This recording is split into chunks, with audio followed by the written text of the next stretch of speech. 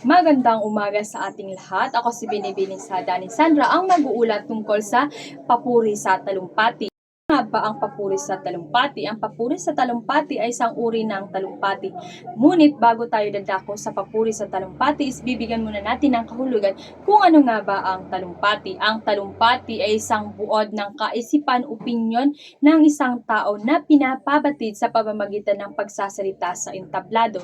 Layunin nitong humikayat, tumugon, mga tuwiran, magbigay kaalaman o impormasyon at maglahad ng isang paniniwala. Dito, mabibigay nating halimbawa ang pagkakaroon ng sona ng ating Pangulo at ang mga tumatakbo sa isang Pangulo or tumatakbo bilang isang kongresista ay talumpati kung saan ay naglalatag sila ng kanilang plataforma. Puri sa talumpati o pagpaparangal ay inihahanda upang bigyan parangal ang isang tao o di kaya magbigay puri sa kabutihang nagawa nito. So nabanggit na doon na binibigyan parangal ang isang tao o di kaya nagbibigay papuri.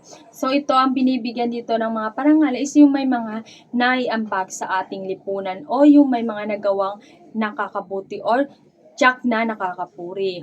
Bilang ang mga ito ang talumpati ng pagtatalaga ng bagong hinirang na opisyal. Ito yung mga na-promote ka sa trabaho or yung mga pulis na tumaas ang ranggo o mga sundalo. Talumpati ng pagkilala sa isang taong namatay. Ito yung mga sundalo or yung mga staff.